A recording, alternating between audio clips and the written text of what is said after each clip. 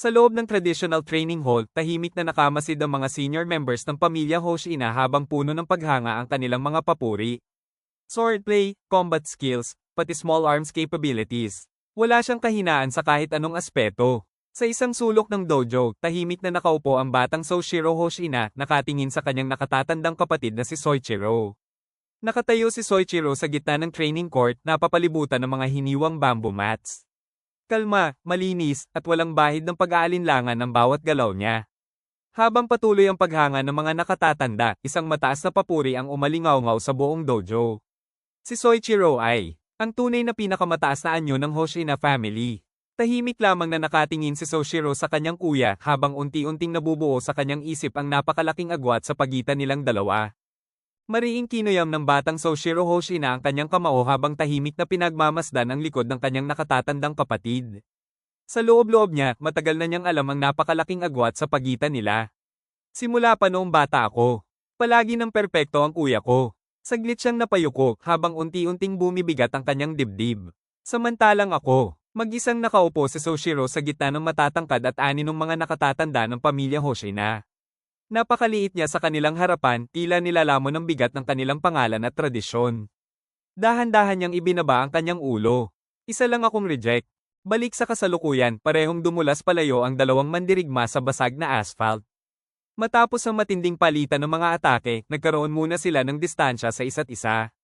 Dumadaloy ang dugo sa mukha ni Vice Captain Soichiro Hoshina habang dahan-dahan niyang tinitigan ang natitirang hawakan ng kanyang mga espada. Tuluyan nang naputol ang mga blades, naiwan lamang ang mga wasak na hilt sa kanyang mga kamay. Sa command post, napasinghap si Konomi Okanogi nang makita ang sitwasyon sa monitor. Ang espada niya. Samantala, huminga ng malalim si Hoshina. Sa kabila ng kanyang kalagayan, nanatili siyang kalmado habang kinakausap ang numbers weapon number 10 na nakakabit sa kanyang likuran. Lakas, bilis, at teknik. Nahihigitan kanya sa lahat ng aspeto, number 10. Bahagyang ikaniling ni Soichiro Hoshina ang kanyang ulo habang unti-unti niyang pinagdurugtong-dugtong ang mga impormasyon. Yung bagay na nabanggit mo. Mula sa strap sa kanyang balikat, bahagyang sumikip ang nag-iisang mata ni number 10 bago ito direktang sumagot sa kanyang isip. Yeah! Walang duda. Sa harapan nila, nakatayo ang dambuhalang may sungay na kaiju.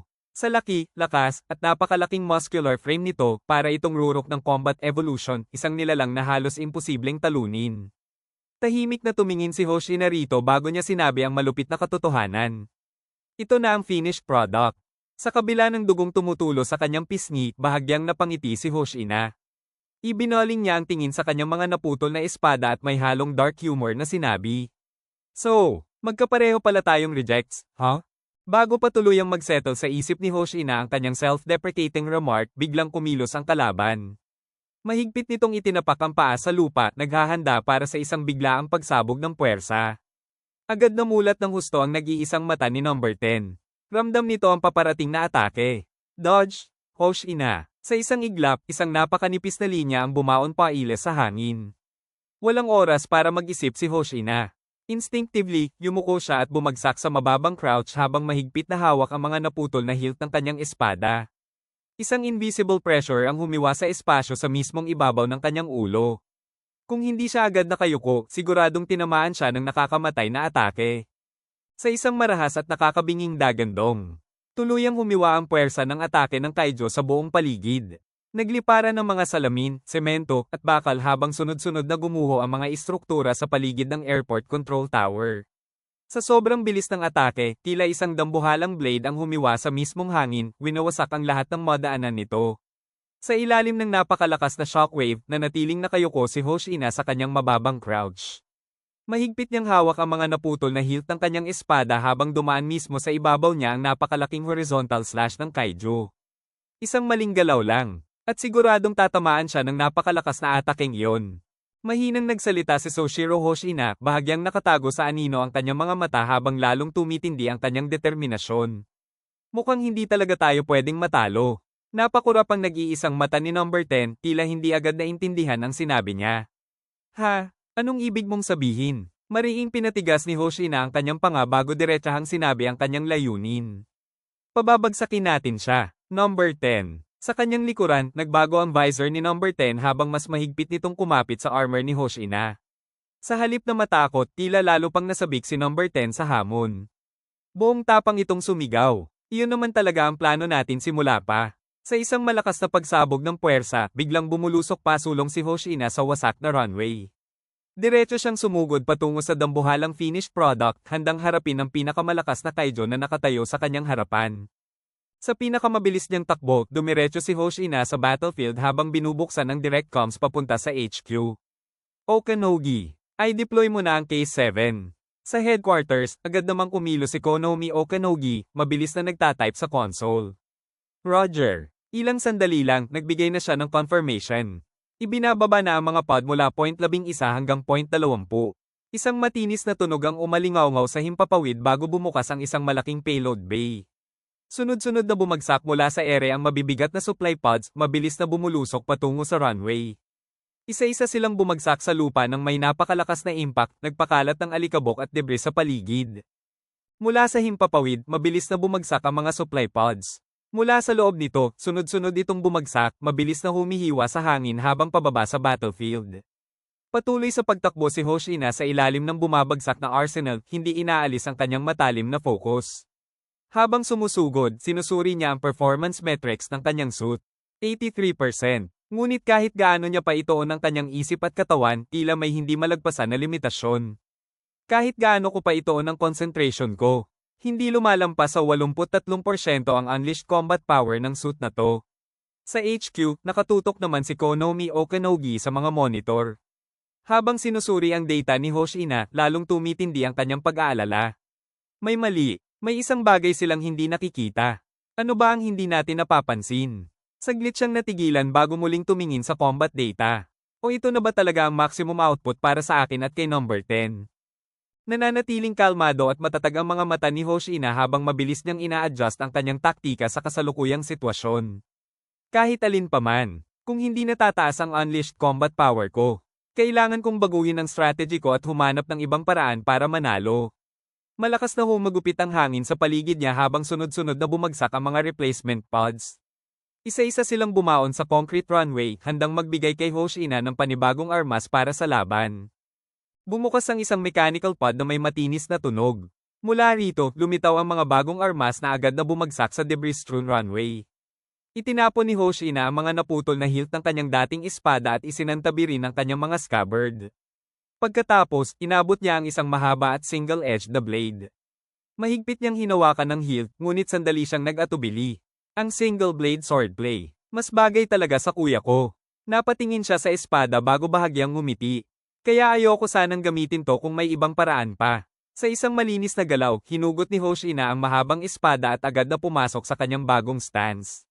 Nagbago ang kanyang aura. Wala nang pag-aalinlangan. Hoshina-style swordslay technique. Mahigpit niyang itinoon ang talam sa kanyang kalaban. Single-blade form. Napansin agad ni number 10 ang malaking pagbabago sa stance ni Hoshina. Mula sa kanyang balikat, tila napukaw ang interes nito habang nakatingin sa bagong hawak na single-edged blade. So may tinatago ka palang ganitong style? Samantala, sa headquarters, nakatitig si Konomi Okanogi sa mga monitor. Biglang bumalik sa kanyang alaala ang isang pag-uusap nila ni Hoshina sa tech lab. Noong araw na yon, seryosong lumapit si Hoshina at nagtanong, "Gagawa ka ba ng bagong weapon?" Tahimik na tumango si Hoshina, nakapulupot ang mga braso sa kanyang dibdib. Yeah! Ipinaliwanag niya ang dahilan ng kanyang kahilingan. Kung inoobserbahan ni number 9 ang laban namin ni number 10, posibleng nakaisip na siya ng paraan para i-counter ang dual blade form ko. Sa harap ng mesa, nakalatag ang specialized weapon schematics. Itinaas ni Hoshina ang isang daliri habang ipinapaliwanag ang kanyang contingency plan. Kaya kung sakaling mahirapan akong inyutralize ang mga kalaban gamit ang numbers weapon 10, may iba pa siyang barahan na itatago para sa tamang pagkakataon. Nanatiling seryoso at kalmado ang ekspresyon ni Soshiro Hoshina habang inilalabas niya ang kanyang backup plan. Maghahanda ako ng backup measure. Mahigpit niyang hinawakan ng bagong single-edged blade.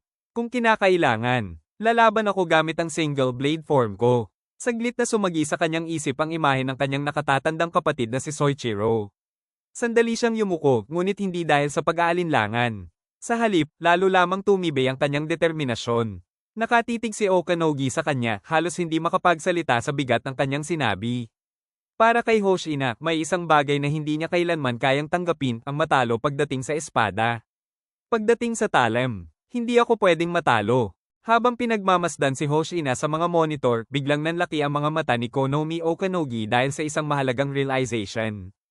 Tama, mabilis na nagbalik sa isip niya ang mga specialized blades na nakahanda sa tech lab. Mababa ang aptitude ni Vice Captain Hoshina sa small arms. Kaya para sa kanya, ang espada ang pinaka-core ng kanyang fighting style. Sa gitna ng wasak na airfield, patuloy na umaalingaw ang tunog ng gumuguhong control tower. Ngunit nanatiling matatag si Hoshina. Mahigpit niyang hawak ang mahaba at single-edged blade habang diretsyong nakatitig sa dambuhalang kaiju sa kanyang harapan. Alam ni Okanogi kung gaano kabigat ang kahulugan ng kanyang stance. Para kay Hoshina, ang espada ay hindi lamang isang weapon. Ito ang bagay na hindi niya kailanman kayang isuko sa kahit sino. Isang bagay na hindi niya kayang ipagkatiwala o ay patalo sa iba. Sa isang iglap, biglang nagsara ang distansya ng dambuhalang kaiju. Sa isang explosive burst, mabilis itong sumugod kay Hoshina, ibinababa ang napakalaking katawan at claw nito para durugin siya sa ilalim ng bigat nito.